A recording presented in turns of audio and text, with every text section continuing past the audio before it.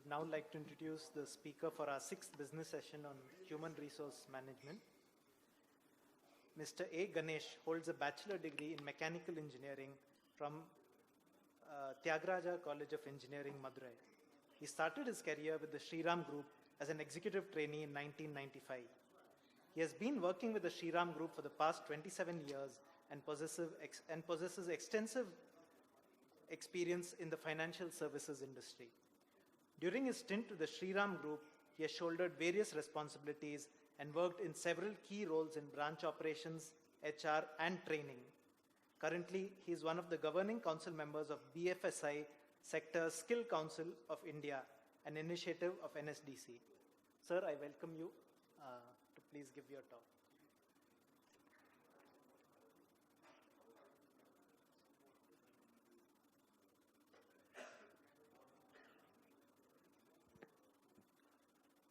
So good evening, everyone.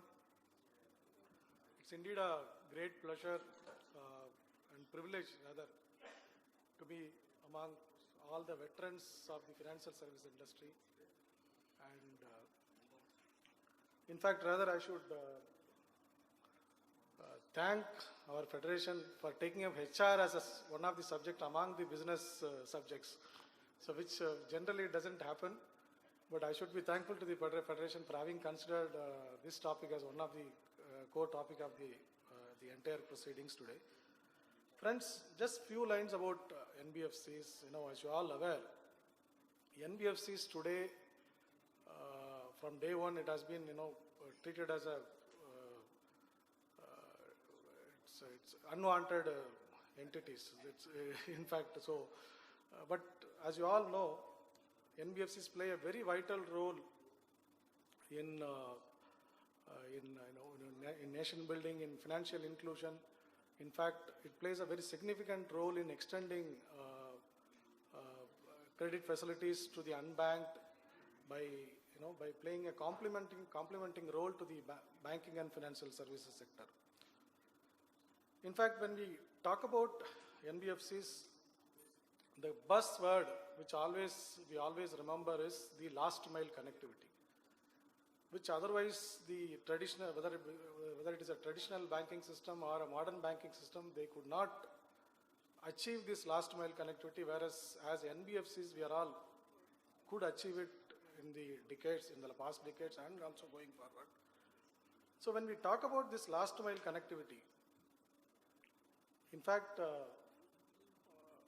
the first thing which, as a HR person, that comes to my mind is the people. Because without people, the last mile connectivity is something which is not possible today. Of course, today, in fact, there are a lot of new things which have come up in the rural business correspondents with whom the banking sector has tied up to extend the banking facilities. But of course, I'm not sure how far it has been successful. I'm not very sure, but at the end of the day, it's not audible. End of the day, if you look at it, it is the people. It is the people who take the credit to the unbanked society, especially the NBFC people, are the people who are ensuring this is okay? Yeah, I'll switch off. Okay. So it is the people who takes this last mile connectivity to the unbanked society. So, next slide.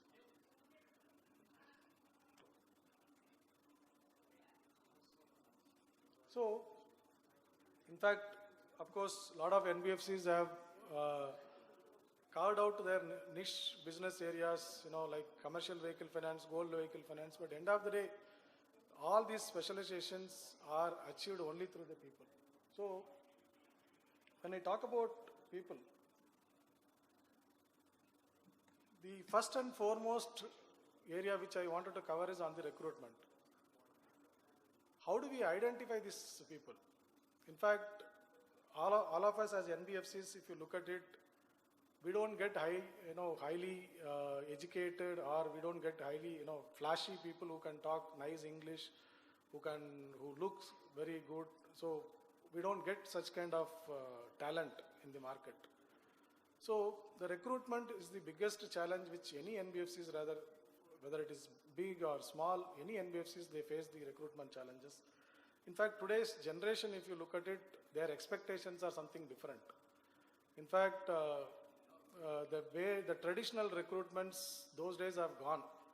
You know, you place an advertisement, there are n number of people queuing in, and you have an option of conducting an entrance test, and you had a group discussion, you can have a group discussion, and out of the group discussion you can select some people.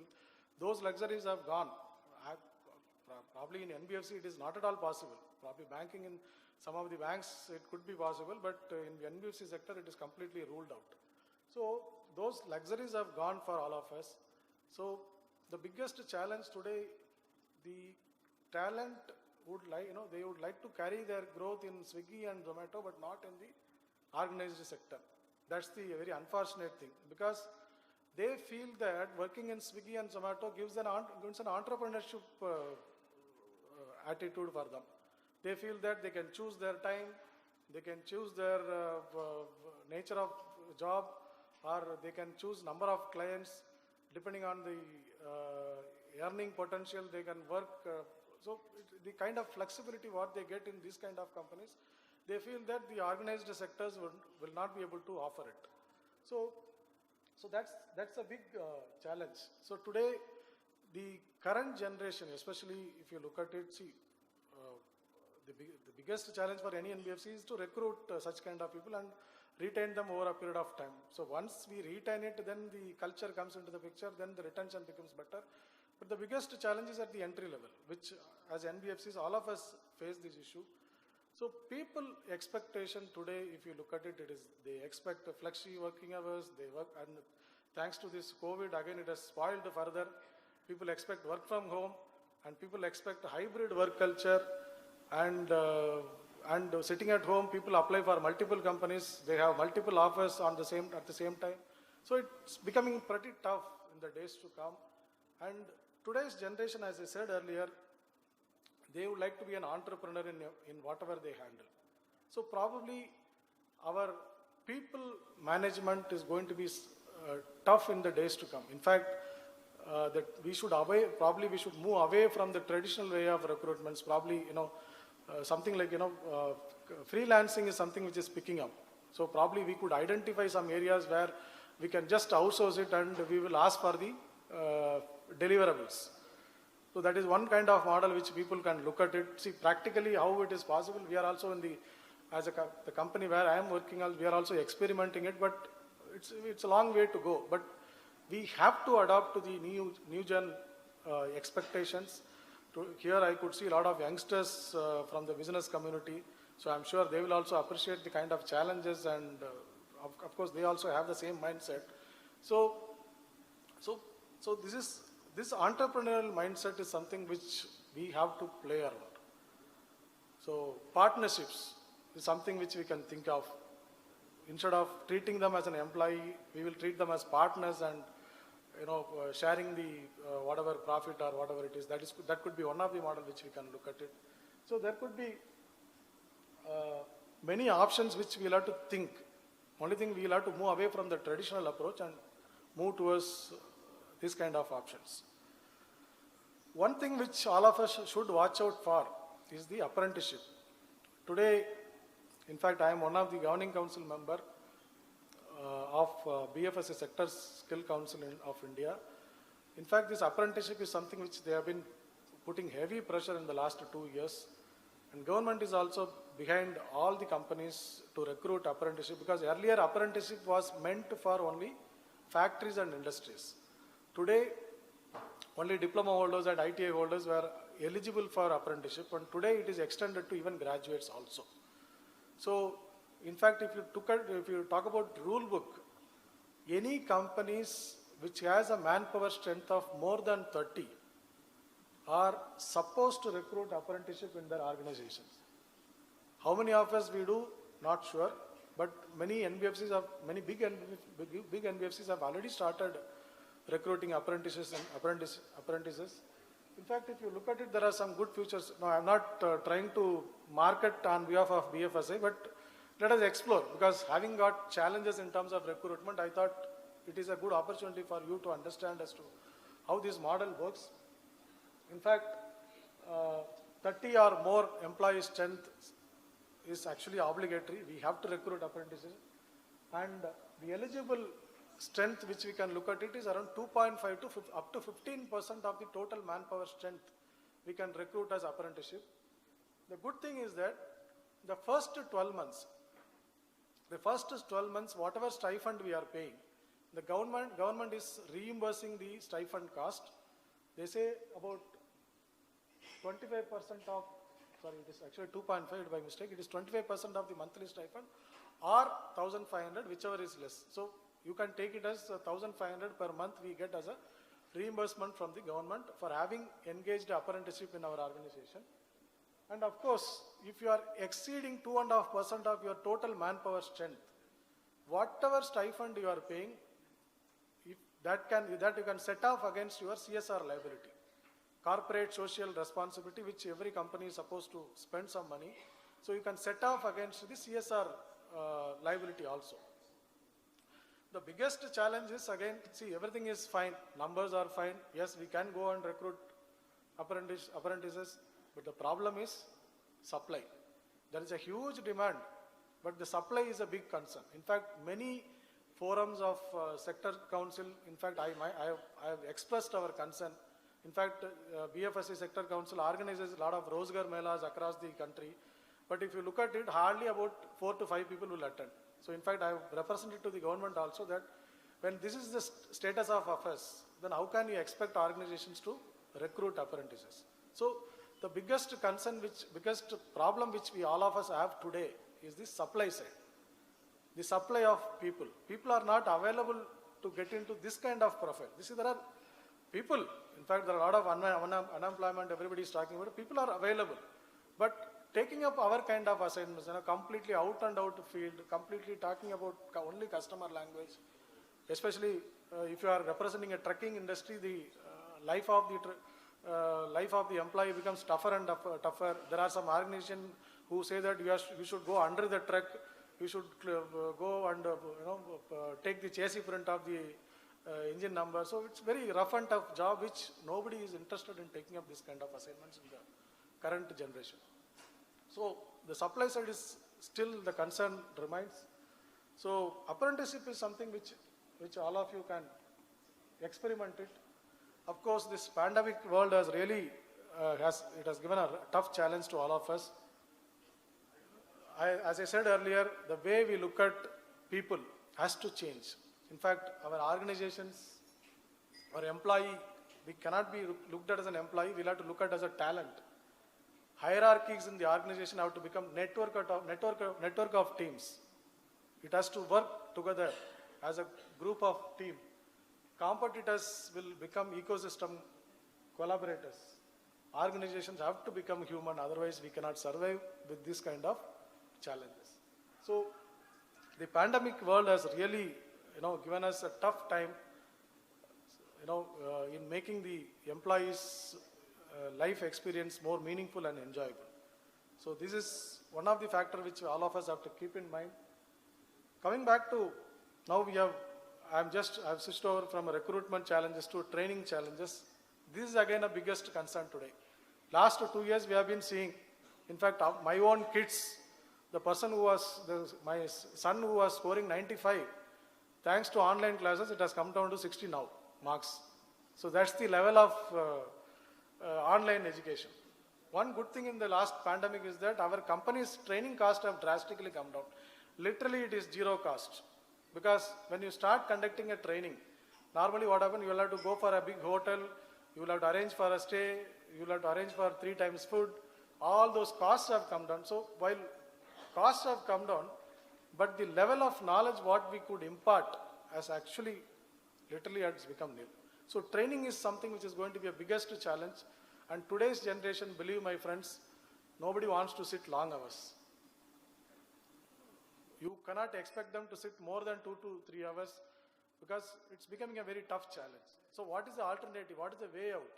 So the only way out is that whatever training materials you have, make it into small pieces, micro modules, micro videos, make it into small pieces, circulate it them. You have a lot of social media, Twitter, social media, WhatsApp, whatever method of communication you have, just communicate to them. After communicating, whether it has reached the audience is something which you will have to check. That is the only thing which you can do. So the assessment part is something which is going to be very crucial. Today, developing a micro module, developing a mini module is not a big challenge, which we can always do from a training perspective. But we'll have to test it as to whether they have really studied or not, whether they have understood properly or not is something which we'll have to look at it. One suggestion could be a random sampling method. In India today, in fact, the COVID management is much better. It is because of only these traditional statistics or random samplings, whatever. Probably the scientific sampling would help us in understanding how effectively the students or how effectively the employees have understood the products and process of any organization. So training is something which I will have to change our approach. Then coming back to performance management, recognition, retention, these are all which everybody is aware of. In fact, my personal experience is that fortunately in the NBFC sector, we deal with only numbers. There is nothing called qualitative. Everything is number based. So for any assessment of an employee, it is very easy for us to quantify in terms of whatever job he is doing it, whether it is a support function, support in the sense back office, whether it is a back office function or whether it is a field function, anything and everything can be quantified. So one good thing with NBFCs or rather banking industry is that the performance can be measured in terms of numbers. So for any employee, if at all you look at recognition or if at all you look at rewarding them with incentives, the job parameters have to be quantified. In fact, for us, the only activity what we do is lending and recovery, predominantly. When you talk about lending, advances you quantify what is the minimum number you expect him for the kind of salary you are paying. That you have it as a threshold efficiency level. Anything over and above that, you recognize him with an incentive. And similarly, collections, you put a threshold level depending on the market situations. If you say that today's market supports 100% collection efficiency, you put a threshold efficiency of 100%.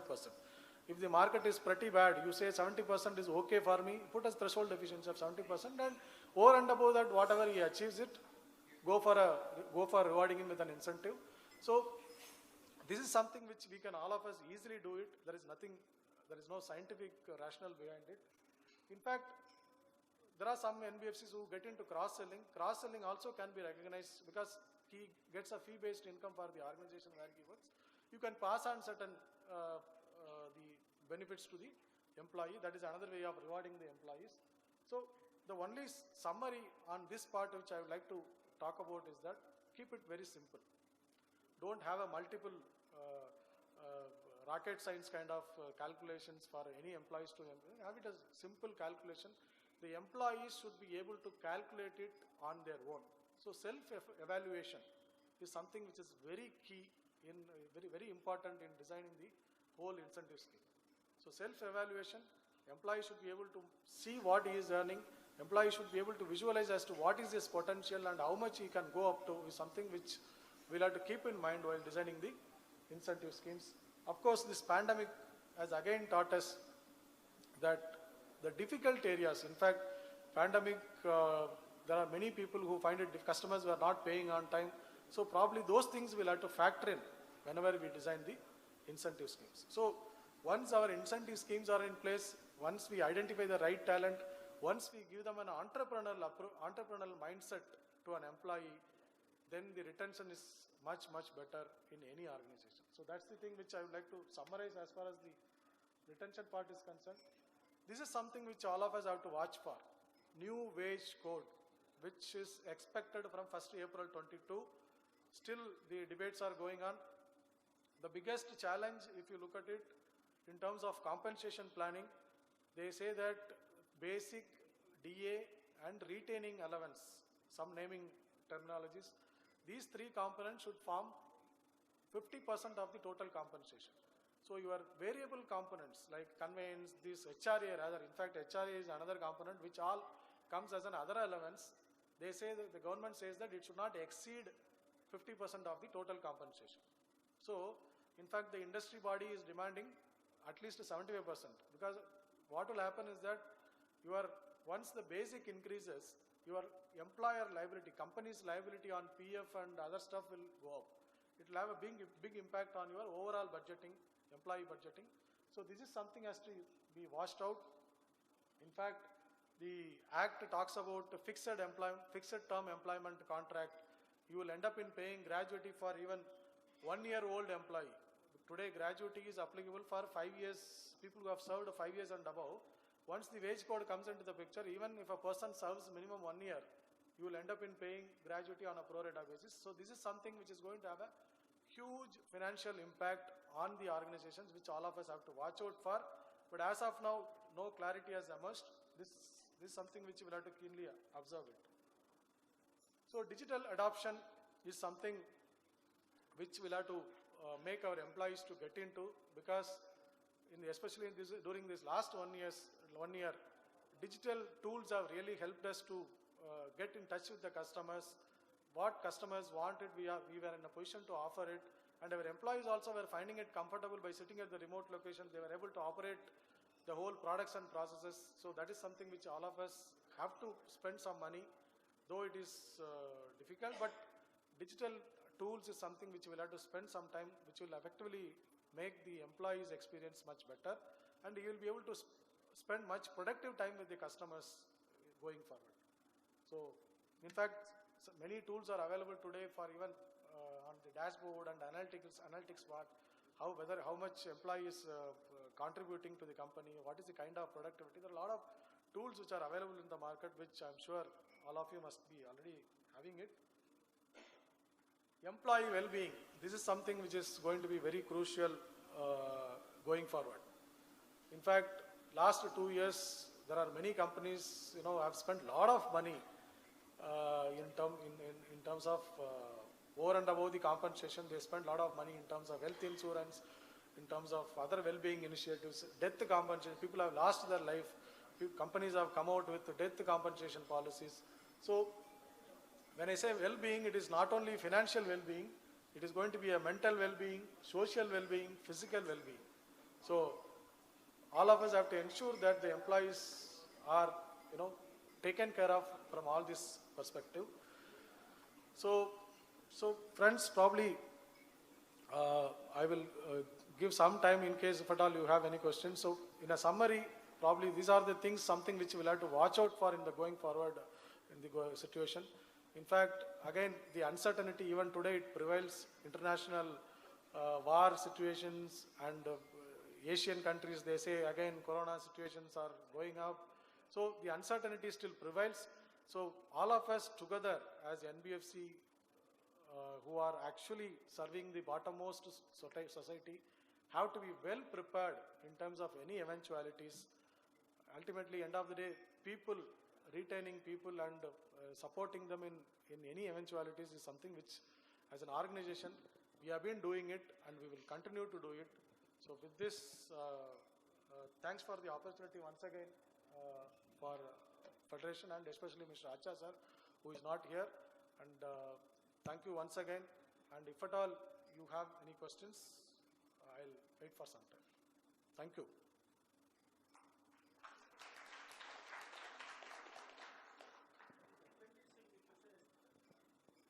Sir.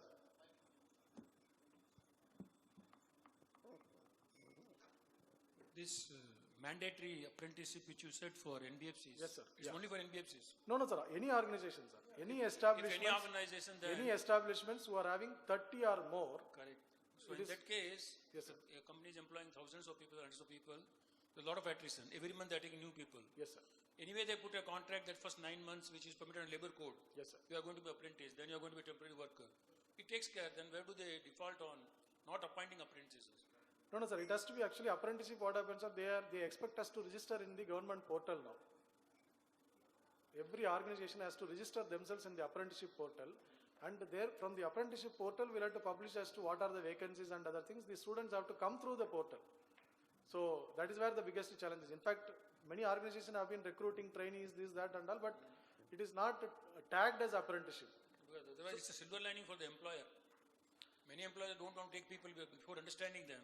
So they put them on apprenticeship, probation, whatever you call it. No, only thing, sir, we have to officially tag them, that's all, nothing else. And one good thing is that there is no ESIC, PF liabilities and all, it is only a stipend which you will have to pay. So that way companies also are saving a lot.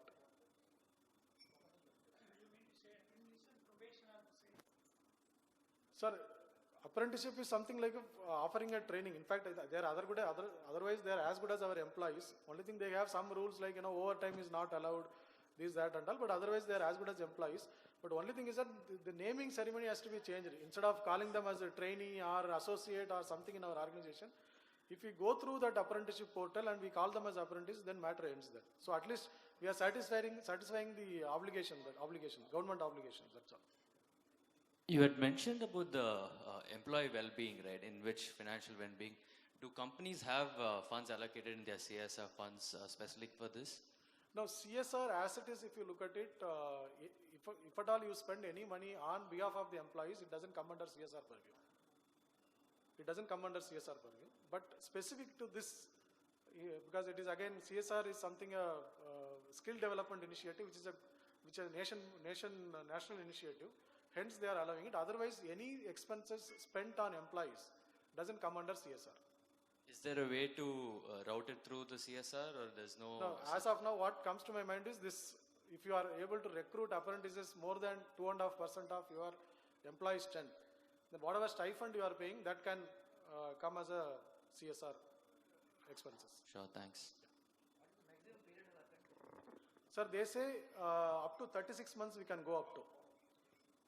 Up to 36 months you can employ them as apprenticeship.